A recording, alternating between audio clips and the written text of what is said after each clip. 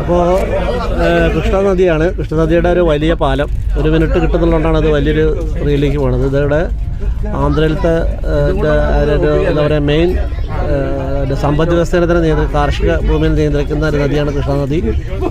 ഒരു പുതിയ പാലം ഉണ്ടാക്കുന്നുണ്ട്. ഒരു പഴയ പാലം പൊളിഞ്ഞതാണോ അത് അറിഞ്ഞത്, ഒരു പുതിയ പാലം ഉണ്ടാക്കണമെന്നാണ് അറിയില്ല. അവിടെ അത് പഴയ പാലാണ്.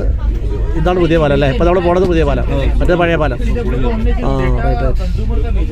എന്തായാലും അത് അതിൻ്റെ മുകളിൽ കൂടെ വണ്ടിയിൽ നിന്ന് പോകണത് കാണാനില്ല. ഏതായാലും നമുക്ക് കൃഷ്ണനദി കാണാൻ പറ്റിയ, കൃഷ്ണനദി നമ്മൾ പുസ്തകത്തിൽ പഠിച്ചിട്ടേ ഉള്ളൂ. അപ്പോൾ കൃഷ്ണനദിയെ കാണാത്തവർക്ക് വേണ്ടിയിട്ട് കൃഷ്ണനദിയെ പരിചയപ്പെടുത്തുന്നു. കുറച്ച് വെള്ളമല്ലോ കേട്ടോ, കൂടുതൽ വെള്ളമൊന്നുമില്ല. ഞങ്ങൾ AC കമ്പാർട്ട്മെൻറ്റിലാണ് ഇരിക്കുന്നത്. ഇവിടെ വെയിലാണ് ഇപ്പോൾ ഉള്ളത്. നമ്മുടെ നാട്ടിൽ മഴയാണ് കണ്ടു, ഇവിടെ ഇപ്പോൾ നല്ല വെയിലാണ്. വെയിലാണ് ഇപ്പോൾ ഉള്ളത്. അങ്ങനെ വളരെ സന്തോഷം.